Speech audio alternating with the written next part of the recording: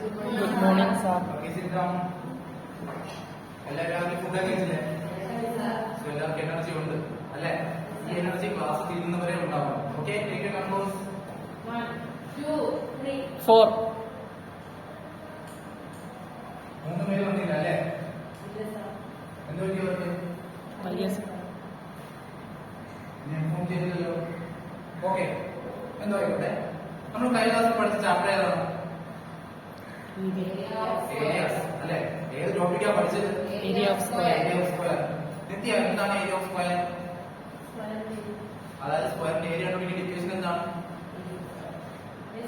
Square, അതായത് side into side അല്ലേ? Sit down. So അതേപോലെ ഏരിയാസ് ഓഫ് സ്ക്വയർ പഠിപ്പിച്ചതുപോലെ ഈ ക്ലാസ്സിൽ സാർ പഠിപ്പിക്കാൻ പോകുന്നത് എന്താണ്?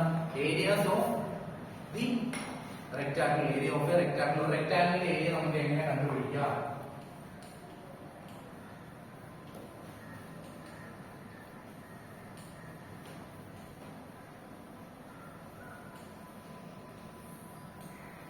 അപ്പൊ റെക്ടാങ്കിളിന്റെ ഏരിയ കണ്ടുപിടിക്കുന്നതിന് മുന്നേ ആയിട്ട് എന്താണ് റെക്ടാങ്കിൾ? ആ, അതെ, 4 വശങ്ങളുള്ള അല്ലെങ്കിൽ 4 സൈഡുള്ള ഒരു കോഡിലാട്ടം അല്ലെ? അതിനാണ് നമ്മൾ എന്തെന്ന് വിളിക്കുന്നത്? റെക്ടാങ്കിൾ എന്ന് വിളിക്കുന്നില്ലേ? അപ്പൊ റെക്ടാങ്കിളിന്റെ പ്രത്യേകത എന്തൊക്കെയായിരിക്കും? പ്രത്യേകത പ്രോപ്പർട്ടീസ് എന്ന് പറയുമ്പോൾ ഓപ്പോസിറ്റ് സൈഡ്സ് ഈക്വൽ ആണ്. അതിന്റെ 4 ആംഗിൾസ് എത്രയായിരിക്കും? 90 ഡിഗ്രി അല്ലേ? അപ്പൊ എന്തൊക്കെയാണ് പ്രത്യേകത? റെക്ടാങ്കിൾ എന്ന് പറയുന്ന ഒരു 4 സൈഡുള്ള ഫിഗർ ആണ്, ശരിയല്ലേ? കൂടാതെ അതിന്റെ മറ്റു പ്രോപ്പർട്ടീസ് എന്താണ്? എല്ലാ ആംഗിൾസ് അല്ലേ?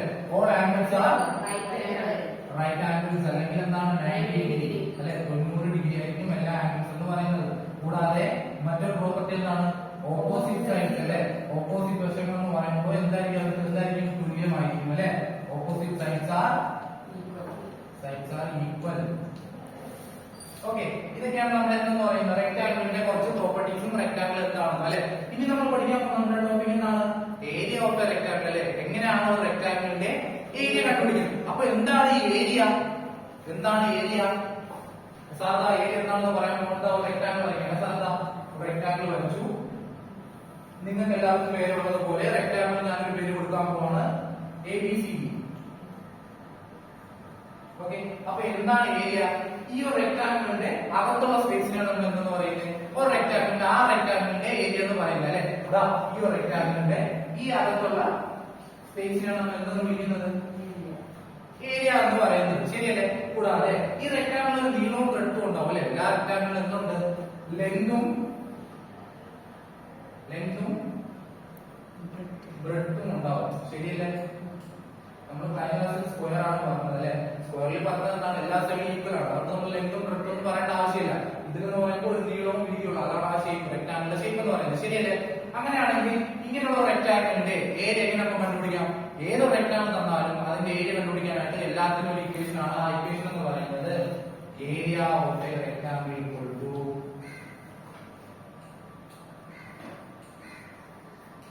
ലെങ്തിനെ ബ്രെഡ്ത്തിനെ നമ്മൾ എന്ത് ചെയ്താൽ മതി?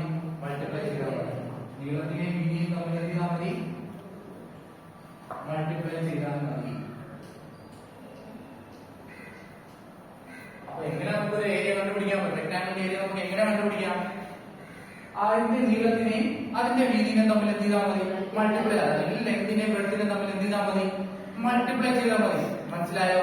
അങ്ങനെയാണെങ്കിൽ അഞ്ചു എന്താണ് area of rectangle? Length into breadth. Very good, sit down. Okay, അങ്ങനെയാണെങ്കിൽ സാർ എന്ത് ചെയ്യാം?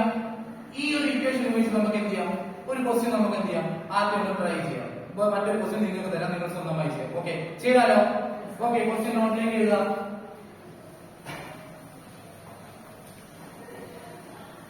എല്ലാവരും നോട്ടൊക്കെ എത്തില്ലേ? ഓക്കെ, ഇതാ ക്വസ്റ്റ്യൻ ആണ്.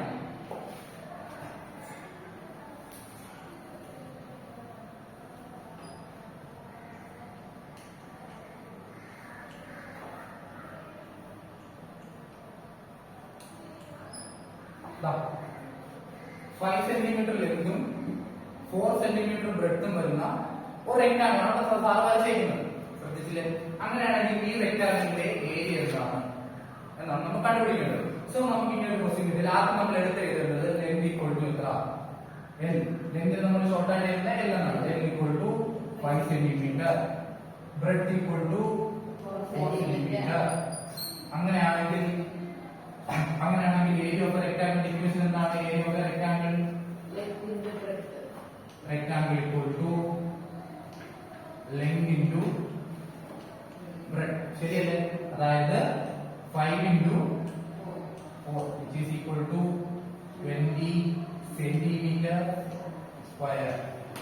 അപ്പൊ സാർ എങ്ങനെയാണ് ഏരിയ ഓഫ് റെക്ടാങ്കിൾ കണ്ടുപിടിച്ചത് മനസ്സിലായില്ലേ? ലെങ്തിനെ ബ്രെഡ്ത്തിനെ എഴുതി അത് നമ്മൾ എന്ത് ചെയ്തു? മൾട്ടിപ്ലൈ ചെയ്താൽ എന്ത് കിട്ടും? ഏരിയ ഓഫ് റെക്ടാങ്കിൾ കിട്ടും. എല്ലാവരും നോട്ടിലേക്ക് എഴുതിയില്ലേ? എഴുതിയെടുത്തില്ലേ? അങ്ങനെയാണെങ്കിൽ ഹോംവർക്ക് ആയിട്ട് ഒരു ക്വസ്റ്റ്യൻ എഴുതിപ്പോ നോട്ടിലേക്ക് ഹോംവർക്ക് ആണ് വീട്ടിൽ പോയി ചെയ്തിട്ട് അടുത്ത ക്ലാസ്സിൽ കൊണ്ടുവരണം.